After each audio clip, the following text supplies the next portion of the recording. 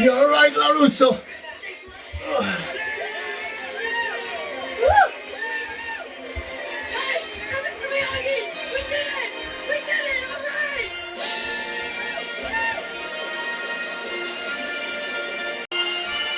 Hi everyone, and welcome back to another episode of What I Watched This Week.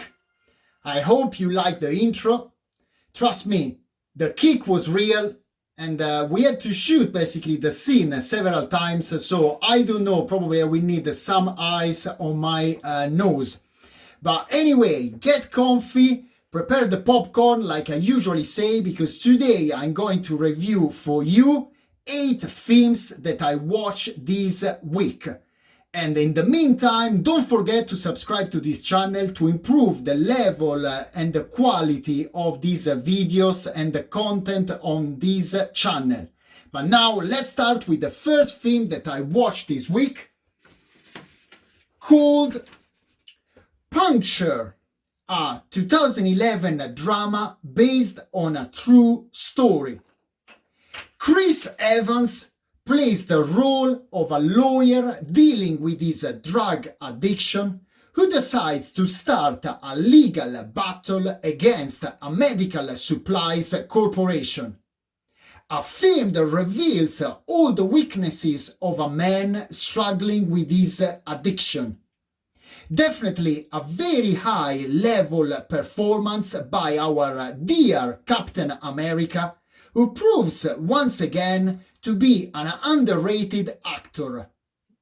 I believe that the story itself had great potential, but I was not convinced at all by the way it was developed. So, despite Chris Evans' excellent performance, the film didn't involve me emotionally. My vote for Chris Evans 7, to the film 5. Overall 6.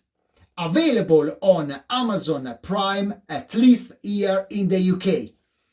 And by the way, if you are looking for this film on Amazon Prime, it shows under the title Injustice. I have no idea why. But now let's move to the second film that I watched this week, called Let the Right One In, a 2008 Swedish horror. I must say, one of a few horror films I've seen that focuses mainly on the friendship between the two protagonists. On one side, Oscar, a 12-year-old boy bullied by his schoolmates and very introverted. And on the other, Ellie, a rather peculiar and mysterious girl.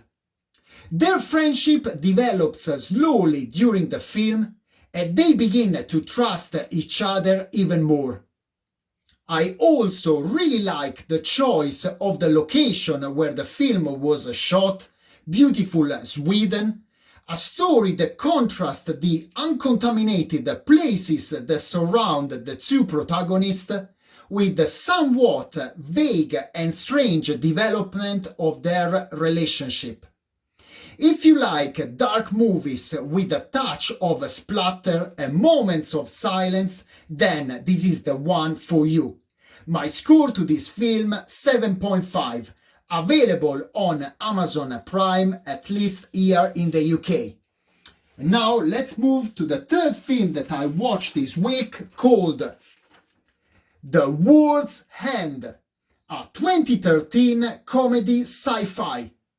Directed by the same director of Scott Pilgrim vs. the World, Shaun of the Dead, and Hot Fuzz. Definitely an imaginative director who loves to make fun of himself and make truly original stories.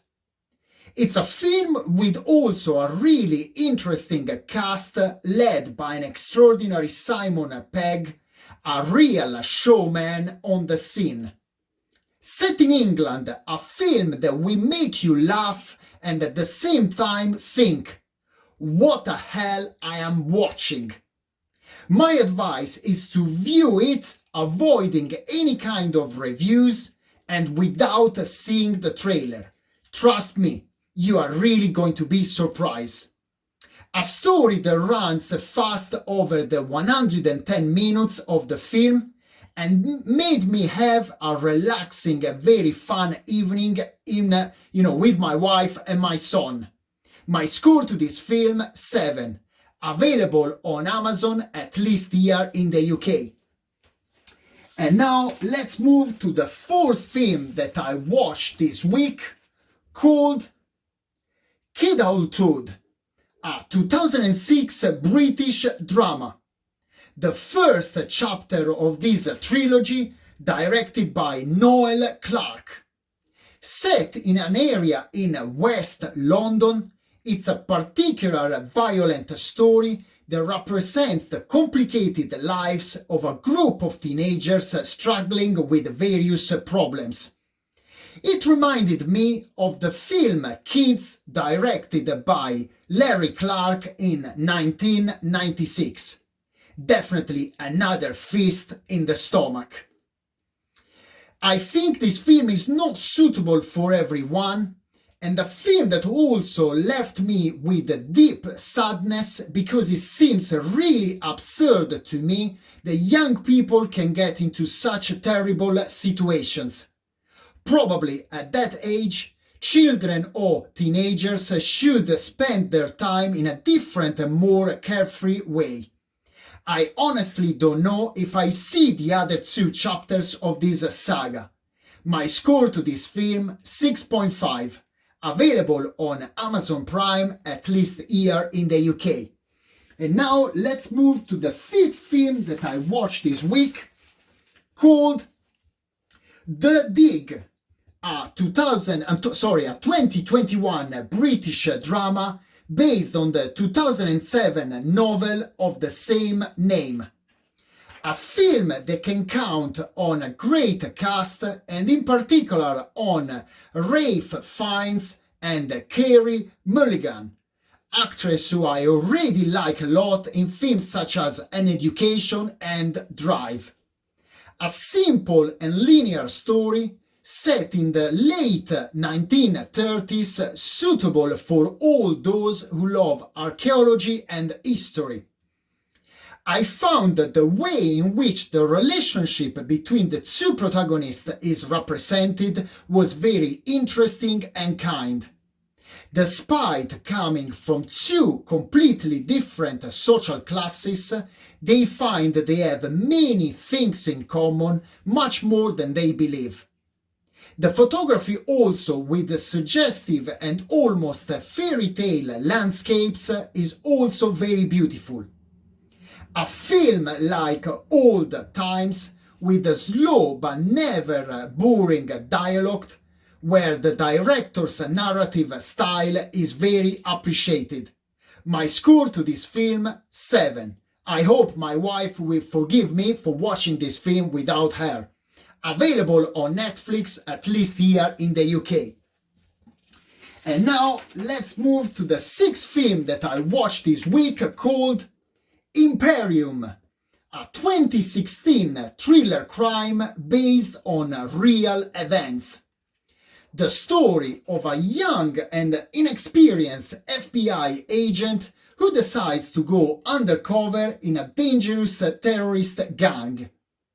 The protagonist, Daniel Radcliffe, an actor who in general I find interesting, plays well and is very reliable in his role. The rest of the cast is equally good, with Toni Collette as usual charismatic and versatile.